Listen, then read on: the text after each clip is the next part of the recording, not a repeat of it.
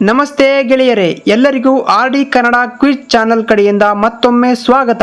ಇನ್ನು ನಮ್ಮ ಚಾನೆಲ್ ಅನ್ನು ಸಬ್ಸ್ಕ್ರೈಬ್ ಮಾಡಿಲ್ಲವೇ ಈಗಲೇ ಸಬ್ಸ್ಕ್ರೈಬ್ ಮಾಡಿ. ಕೊನೆಗೆ ವಿಡಿಯೋವನ್ನು ಲೈಕ್ ಮಾಡೋದನ್ನ ಮರಿಬೇಡಿ. ಮೊದಲನೇ ಪ್ರಶ್ನೆ, ಅಸ್ತಮಾ ಸಮಸ್ಯೆ ನಿವಾರಣೆಯಾಗಲು ಏನನ್ನು ಸೇವಿಸಬೇಕು? ಆಪ್ಷನ್ ಎ ಹಸುವಿನ ಹಾಲು, ಬಿ ಮೇಕೆ ಹಾಲು, ಸಿ ಅರಿಶಿಣ, ಡಿ ಮೇಲಿನ ಎಲ್ಲವೂ.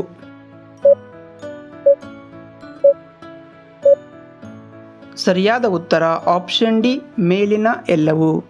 ಹಸುವಿನ ಹಾಲಿಗೆ ಅಥವಾ ಮೇಕೆ ಹಾಲಿಗೆ ಅರಿಶಿಣ ಪುಡಿ 1 ಚಮಚ ಹಾಕಿ ಅರ್ಧ ತೊಲೆ ಕರಿಮೆಣಸಿನ ಪುಡಿ ಹಾಕಿ ಸಕ್ಕರೆಯೊಡನೆ ಸೇವಿಸುವುದರಿಂದ ನಿಮಗೆ ಅಸ್ತಮಾ ಸಮಸ್ಯೆ ಗುಣವಾಗಬಹುದು.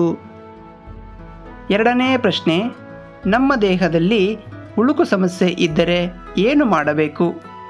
ಆಪ್ಷನ್ ಎ ಬೆಲ್ಲ, ಆಪ್ಷನ್ ಬಿ ಸುಣ್ಣ, ಆಪ್ಷನ್ ಸಿ ಹುಣಸೆಹಣ್ಣು, ಆಪ್ಷನ್ ಡಿ ಮೇಲಿನ ಎಲ್ಲವೂ.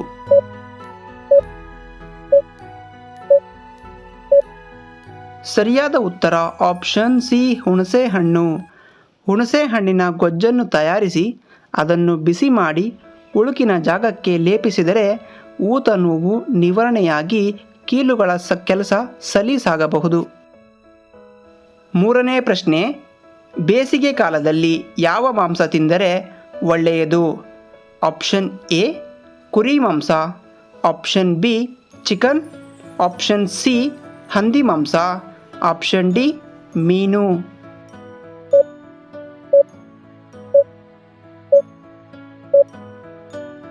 ವಿಡಿಯೋ ಇಷ್ಟವಾಗುತ್ತಿದ್ದಲ್ಲಿ ದಯವಿಟ್ಟು ಲೈಕ್ ಮಾಡೋದನ್ನು ಮರಿಬೇಡಿ ಹಾಗೂ ಚಾನಲನ್ನು ಸಬ್ಸ್ಕ್ರೈಬ್ ಮಾಡಿ. ಸರಿಯಾದ ಉತ್ತರ ಆಪ್ಷನ್ ಡಿ ಮೀನು. ಮೀನನ್ನು ಬೇಸಿಗೆಯಲ್ಲಿ ತಿಂದರೆ ಯಾವುದೇ ತೊಂದರೆ ಬರುವುದಿಲ್ಲ. ಇದು ತಿನ್ನುವುದು ನಾಲಿಗೆ ರುಚಿಗಾಗಿ ಮಾತ್ರವಲ್ಲ, ಇದನ್ನು ಸೇವಿಸುವುದರಿಂದ ಆರೋಗ್ಯಕ್ಕೂ ಬಹಳ ಒಳ್ಳೆಯದು.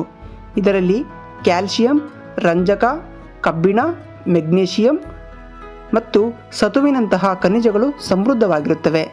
ಮೀನಿನ ಕೊಬ್ಬುಗಳು ಸುಲಭವಾಗಿ ಜೀರ್ಣವಾಗುತ್ತವೆ ಮತ್ತು ನಿಮಗೆ ಶಕ್ತಿಯನ್ನು ನೀಡುತ್ತದೆ.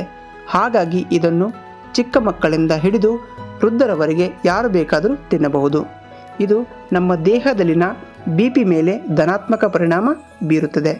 ಇದರಲ್ಲಿ ಒಮೆಗಾ 3 ಫ್ಯಾಟಿ ಆ್ಯಸಿಡ್ ಇರುವುದರಿಂದ ಕಣ್ಣುಗಳಿಗೆ ಮತ್ತು ನೆನಪಿನ ಶಕ್ತಿಗೆ ಒಳ್ಳೆಯದು.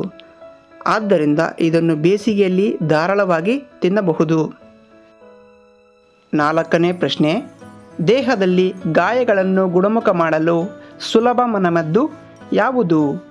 ಆಪ್ಷನ್ ಎ ಪರಂಗಿಕಾಯಿ ಸಿಪ್ಪೆ, ಆಪ್ಷನ್ ಬಿ ಜೇನುತುಪ್ಪ, ಆಪ್ಷನ್ ಡಿ ಬಾಳೆಕಾಯಿ, ಡಿ ಮಾವಿನ ಎಲೆ. ಸರಿಯಾದ ಉತ್ತರ ಆಪ್ಷನ್ ಡಿ ಮಾವಿನ ಎಲೆ. ಒಣಗಿದ ಮಾವಿನ ಎಲೆಯನ್ನು ಸುಟ್ಟು ಅದರ ಬೂದಿಯನ್ನು ಪೆಟ್ಟು ತಗುಲಿದ ಗಾಯಕ್ಕೆ ಮತ್ತು ಸ್ವಲ್ಪ ಜೇನುತುಪ್ಪವನ್ನು ಬೆರೆಸಿ ಲೇಪಿಸಿದರೆ ರಕ್ತಸ್ರಾವ ನಿಂತು ಗಾಯ ಬೇಗ ಗುಣಮುಖವಾಗುತ್ತದೆ.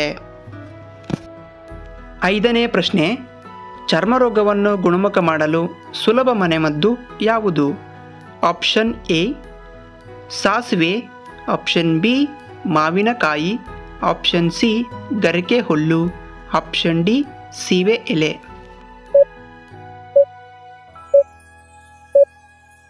ಸರಿಯಾದ ಉತ್ತರ ಆಪ್ಷನ್ ಎ ಸಾಸಿವೆ.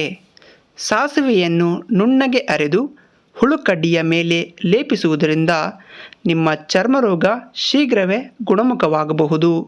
ಅಥವಾ ಮಾವಿನಕಾಯಿಗಳನ್ನು ಕಿತ್ತಾಗ ಅದರ ತೊಟ್ಟು ಮುರಿದರೆ ಬರುವ ದ್ರವವನ್ನು ಹಚ್ಚುವುದರಿಂದ ಉಳ್ಳಕಡ್ಡಿ, ಇಸುಬು, ತುರಿ ಚರ್ಮ ರೋಗಗಳು ಗುಣಮುಖವಾಗಬಹುದು. ಧನ್ಯವಾದಗಳು ಗೆಳೆಯರೆ. ಈ ವಿಡಿಯೋ ನಿಮಗೆ ಇಷ್ಟವಾದಲ್ಲಿ ದಯವಿಟ್ಟು ವಿಡಿಯೋವನ್ನು ಲೈಕ್ ಮಾಡಿ ಹಾಗೂ ಇದೇ ರೀತಿ ಉಪಯುಕ್ತ ಮಾಹಿತಿಯನ್ನು ಕೇಳಲು ದಯವಿಟ್ಟು ನಮ್ಮ ಚಾನಲನ್ನು ಸಬ್ಸ್ಕ್ರೈಬ್ ಮಾಡಿ.